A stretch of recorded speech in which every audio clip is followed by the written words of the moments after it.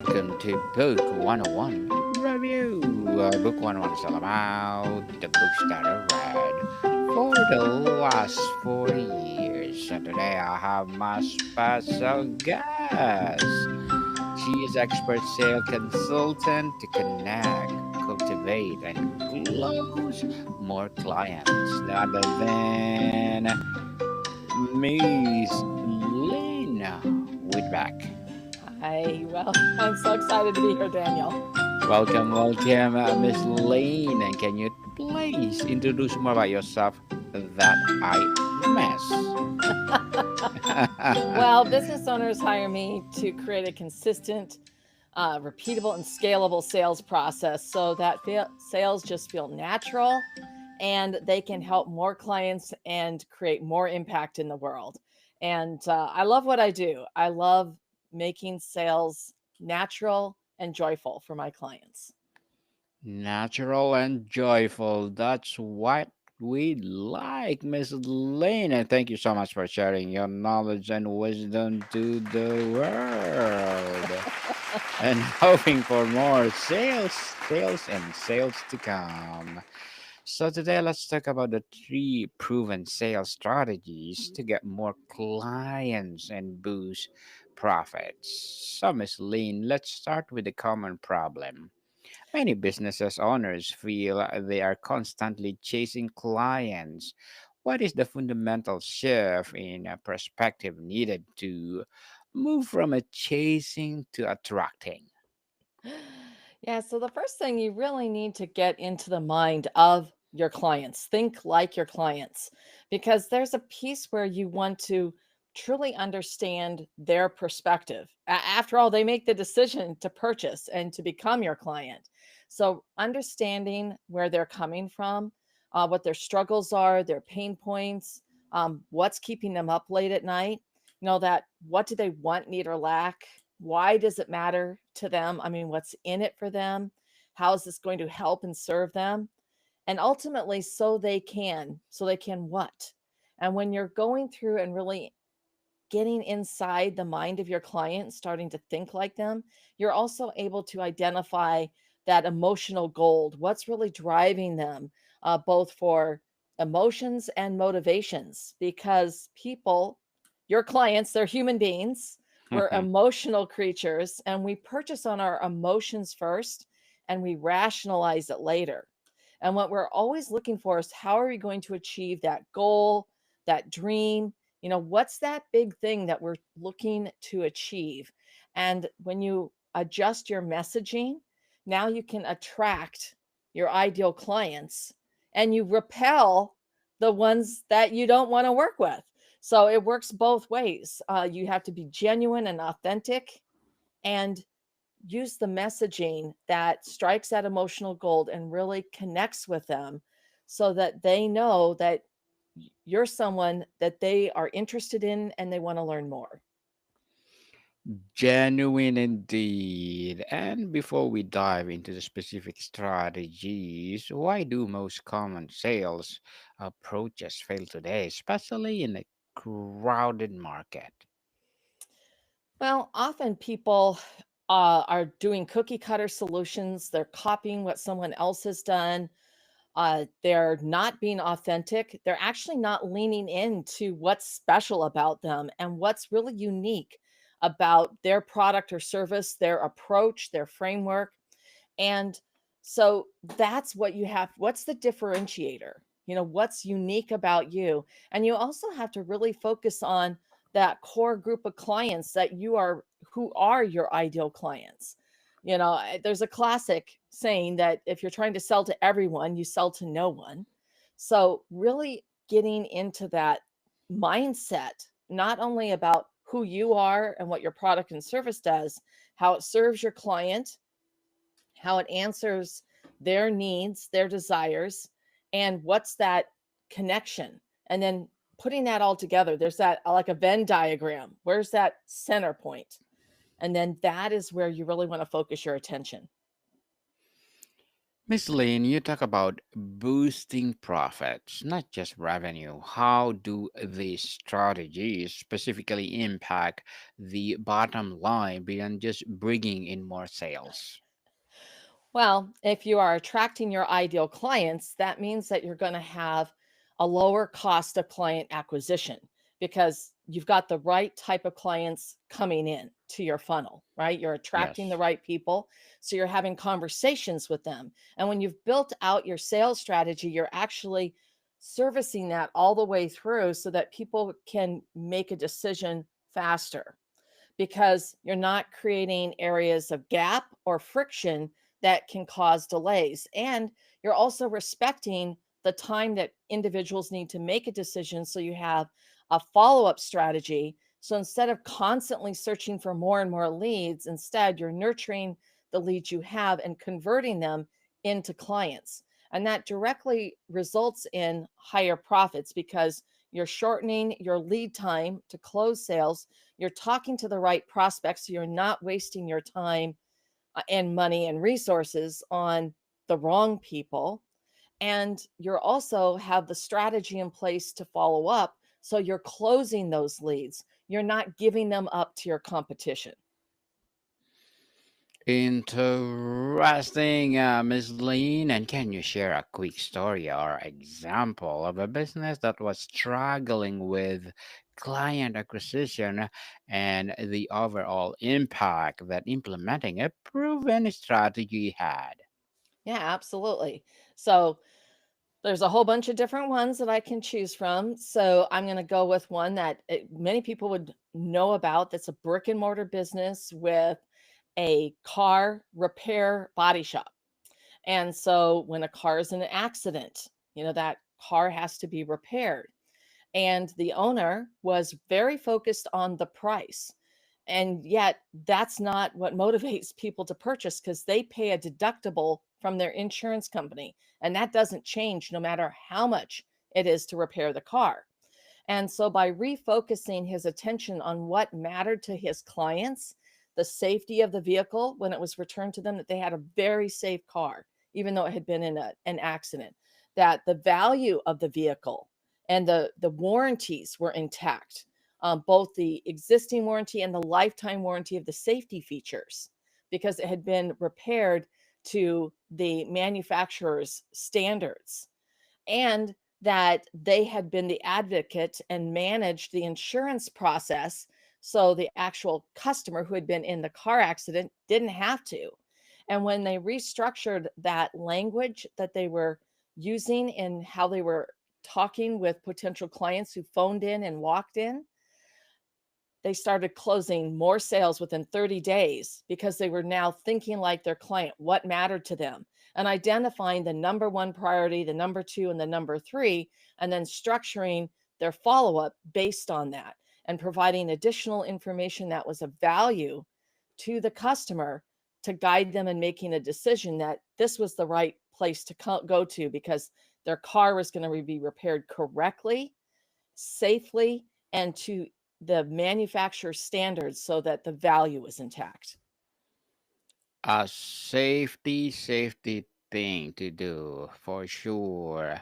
So, Miss Lynn, let's deep dive into strategy. Let's get into your first proven strategy. Could you outline what is it and why it's so effective at cutting through the noise? Well, so I have a crown sales blueprint that I follow. And that first one is thinking like your client because it is the client who makes the decision to buy. And it's very important that you really understand rather than your perspective that you're projecting, instead understand from your ideal clients that you've worked with, their perspective as to why they hired you and what matters to them. And so that's the first part. And when that's like the core foundation of all of your sales strategy, because when that's aligned, that means now you can create the correct messaging, where to connect and the outreach methods to utilize, where your ideal clients hang out, what matters to them for things like lead magnets, for um, questions materials that you may already have that could use a simple tweak, like a white paper or a blog post, a podcast interview. So that really gives you that core foundation. And now you can apply that so that you can create a consistent strategy with the right messaging. Think of it like your client's love language, what matters to them, and framing it so that you can also know the right questions to ask when you have those discovery calls. What's the follow up cadence? What's the follow up templates and materials you need to use? Your deal points, closing the sale, and then nurturing that client to become a raving fan and referral resource. So that's part of the whole strategy. It's also part of being your originally authentic self. What's different about you? Okay? Don't swim in a sea of sameness. Whatever it is, you've got to stand out and be authentically yourself. And if that repels people, good, because I don't want to work with people who are one call closers, that they don't care about the relationship.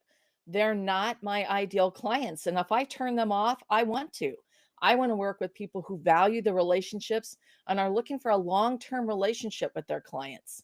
Even after they've stopped working with them, they become referral resources, people that will provide them with introductions, potentially provide them with additional business down the road. This all matters. So it's that relationship.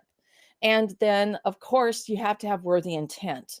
And this means that really, to be a sales and an organizational champion, you have to care about your clients, about the end product or result that you're delivering. And when you take that kind of pride and the impact that you're creating, that enthusiasm just shows up. And people are really happy to work with you because they're receiving that. And that worthy intent, that natural curiosity really sets you apart from people who are just looking at you as a notch on their belt. So then finally, you want to nurture your clients because people are not necessarily ready to purchase the first time you talk to them. In fact, most aren't. So you have to have an ongoing communication that matters to them, that delivers value. And then once they become a client, how are you maintaining that communication to get additional business from them, get introductions and referrals, additional opportunities?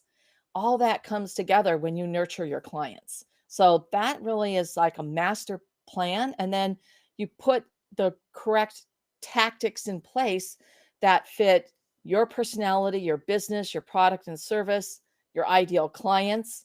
And that is where you then put those pieces together for the actual tactical elements of your strategy.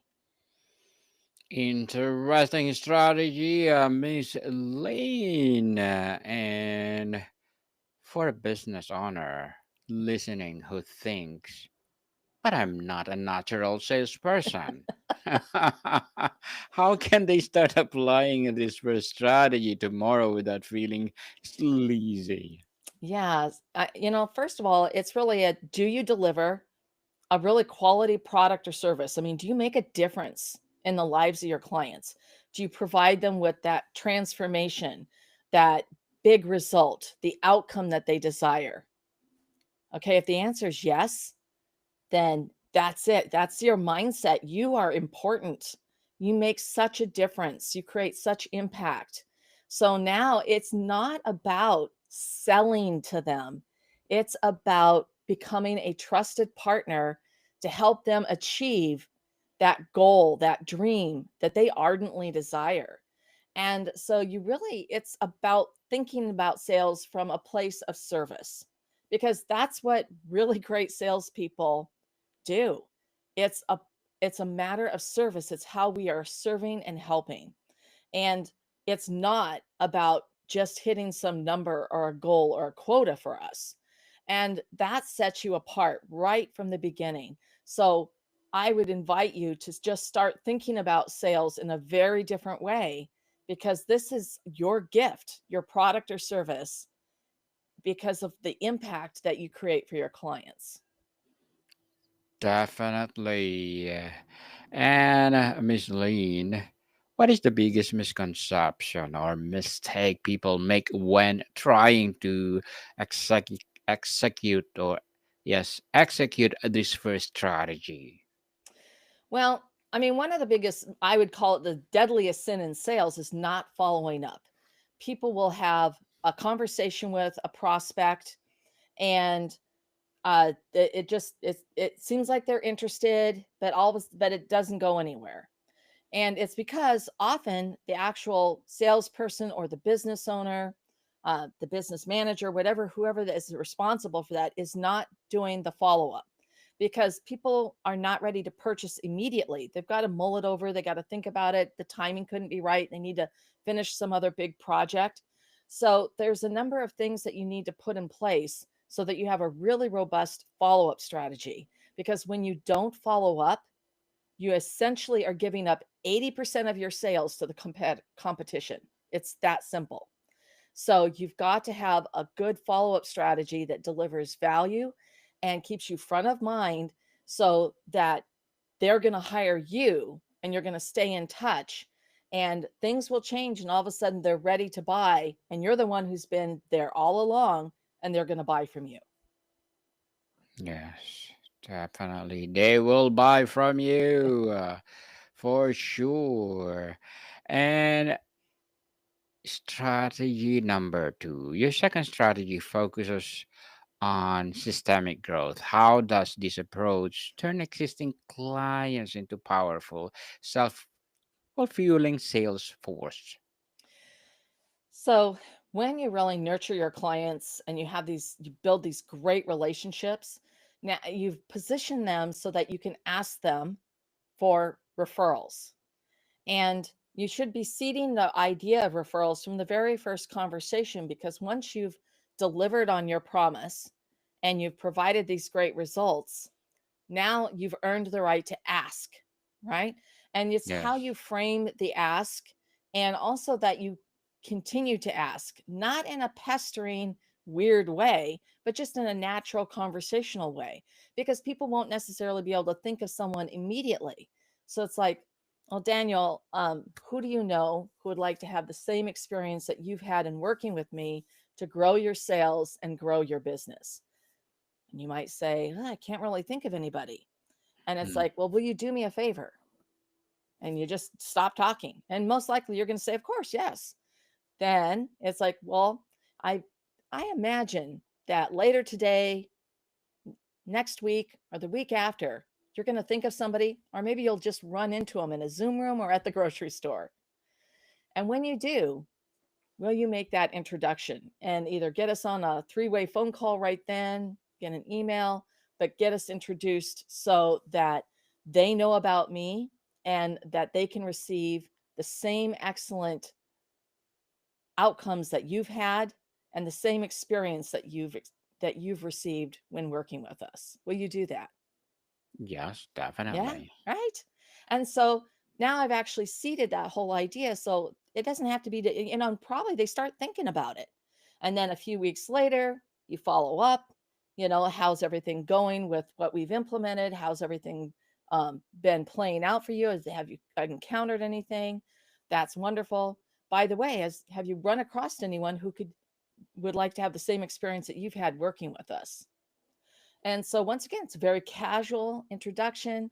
But when you keep asking in a natural way, you're going to inspire your clients to think of someone.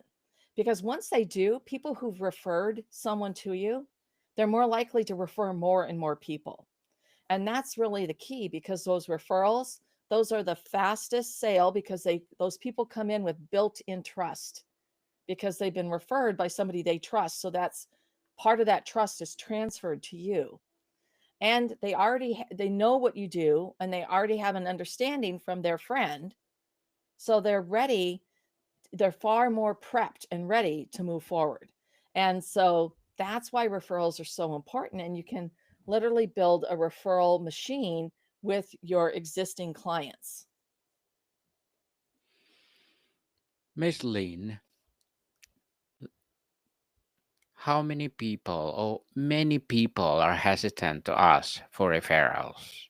What is a graceful, non awkward way to do it that actually provides value to everyone involved? Well, once again, if you've delivered great service and achieve the outcomes and the results that you had promised, and you have a delighted client, well, you've earned the right to ask for that referral. And you have to know that how much of a difference that you've made. And once again, that just gives you that sense of, yeah, I do have earned the right to ask for this referral. And you have to make it your own language. And so that's why I said, I mean, some of the things that language I'll use is who do you know who'd like to have the same experience that you've had to grow your sales, to grow your business? And I don't say anything else. I just stop talking. I wait for the other person to respond. And honestly, the most common response is, I can't think of anybody. And then it's like, will you do me a favor? Don't say anything else. Now, you've done this great job for them. Of course, they're going to say yes. And that's when you prep them. Like, you're going to run into somebody, you're going to think of somebody this week, next week, the week after. And when you do, will you get us on a three-way call or an email and introduce us? Will you do that? And Of that's an course. easy ask, right? Yes. Because you've earned the right. They're happy to provide that, to give you that reciprocal value, because you've given so much value to them. And think about it. How many times, like, if something comes up in a conversation and you go, oh, I know who could help you, right? Someone suddenly saying, I'm really struggling with my branding. Oh, I know who can help you. That's Gino Daniel. Let me get you guys connected. I'll make an introduction. It takes you what, 5 minutes? And now you've done a great service to two people.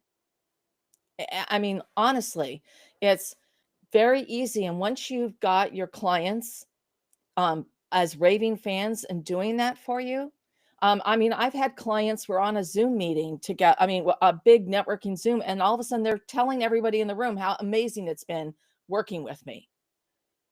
I didn't Mm. ask them to do that, but they're just going, wow, she's so amazing to work with. If you haven't talked to Lynn, you've got to talk to Lynn, book a call with her. And it's like, well, okay. Yes. But that's the thing when you're, there, you transfer that excitement so that your clients become your raving fans. So, Miss Lynn, as a sales consultant, what are your short-term and long-term goals? My short-term goals right now are really getting a robust ongoing program for people who have like questions in the moment, and they want every week they want to get sort of that sales tip and have the opportunity to ask a question, so then they can hit the week really strong. And so that's a program that I'm putting together right now, because even my past clients who've had amazing results, it's that like ongoing, just the opportunity to get that one thing to sort of set the tone and the attitude for the whole week, and to ask a question if they have one, and then they can just keep moving forward. So I'm really excited about that. Wow. Good luck to your goals, Miss Lynn, and looking forward for more success. And what would be your piece of advice for those people out there who want to be like you? Well, first of all, you don't have to be like me. You have to be yourself. But you can learn the skills and work with somebody who's going to give you the strategic framework and the steps that you go through so that you can build your sales so they just flow, they feel natural, and you get to create more impact and serve more people and grow your business. And I think that's the most important thing, is you have to be true to yourself and how you show up in the world and how you're helping others. Well, thank you for that advice, Miss Lynn. And can you please recommend a book or books that influence your journey? Well, I absolutely can. So there's a couple of books that in sales, so I'm going to talk about sales books. Um, I love Dale Carnegie's The Classic, book from Dale Carnegie, because it's got just really good foundation of how you treat other people and how you show up. And it's very much a relationship oriented sales book. It's gosh, I don't even know how old it is now, at least 50 years old, I think, How to Win Yes. Friends and Influence People. But it's a really solid piece. I also like the book Peaks and Valleys. So, what's interesting about peaks and valleys is that we go through that in sales. We go through a peak where a lot of people are, we're getting a lot of business and we get bogged down. We're trying to process all that. And then all of a sudden we go into a valley because now we're not getting any new sales coming in because we've been working through all this and then we have to climb up. So it's really about like how to even out those peaks and valleys. And that's also by the same author who wrote Who Moved My Cheese. I Yes. love Who Moved My Cheese because we live in a rapidly changing environment and culture. Like right now with AI, well, the cheese has been moved again. But one of the things is you have to remember is that AI doesn't make a buying decision. It's not the one buying from you. It's still a human being and it always will be. So you still have to have that human to human connection. And in fact, it's more important than ever now.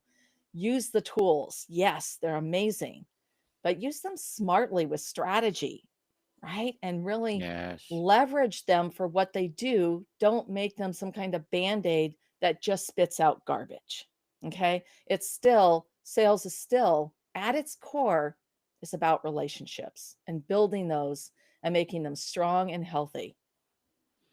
Strong and healthy for sure. And Miss Lynn, thank you for that recommended books. And tell us, what is the one piece recommendation or surprising advice you have about sales that most people get wrong? So, when you're pricing and you're going into a pricing conversation with your client, the number one thing you need to do is always start with your most expensive, highest priced either program, solution, product. If you're selling nuts and bolts, the very best. And the reason is that once you've fixed the price in their mind, now you can come down really easy. It's sort of like sliding down a hill because if they don't want the most expensive, then they're going, oh, that middle priced item looks really good.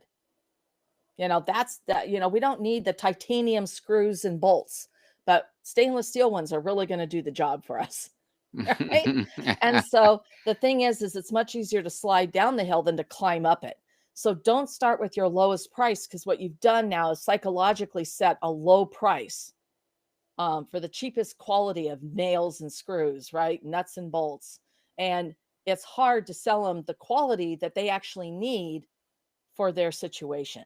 So always start the conversation with your highest price product or service and then give them three options, not more than three. Don't go into all the different like, oh, and you can tack on this, or you can do this option, you can do no, make it three things that are very simple and straightforward because a confused mind doesn't buy, and more than three causes massive confusion. So, and if there's one that really is a best fit and recommendation for them, tell them why, right? Why it matters to them, why this is the best choice for them. But always start with that highest price. Miss Lynn, before we wrap up our discussion for today, I'm inviting you to please do listen to my other podcast, people, because my Abstract Essay is already in fifth season. Abstract Poetry in second season. And my Book 101 Review in fifth season too. Comedy 101 in second season. And my Food 101 in fifth season as well. Geography 101 in first season. And my Baby Podcast, Law 101 and Mental Health 101.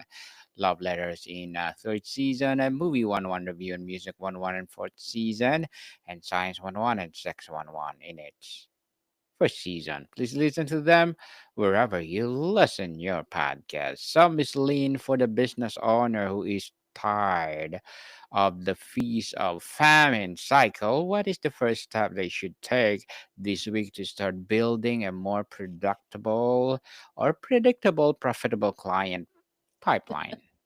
I would definitely recommend that you start thinking like your client. I Yes. have a sales checklist that you can download on my website. It's petite2queen.com/checklist. And that has that first section in it right there about thinking like your client. And we'll have an exercise that you can go to. It's literally right underneath this, right under the fold of the website, right there. And it's going to help you just really get that thought process going so that you can make those adjustments and refinements. And of course, it goes through all of the different pieces of sales strategy, but you'll be able to identify where there are gaps, where you're just rocking it, but where there's some maybe some holes like Swiss cheese that you need to get filled up. Yes, indeed. And Miss Lynn, thank you so much for sharing your knowledge and wisdom to the world. Thank you, thank you, thank you. So, can you please invite our listeners to support your business, your advocacy, or whatever projects that you're doing right now? Now, I just absolutely encourage you to go ahead and download the sales checklist at petitequeen.com/checklist. It will really help you in your sales. Yes, people, let's support Miss Lynn Whitbec because if you support her, for sure, more and more empowering advocacy to come in terms of sales. Miss Lynn, thank you so much for your time. Thank you so much, Daniel. I very much appreciate it. More to come, people. See you soon.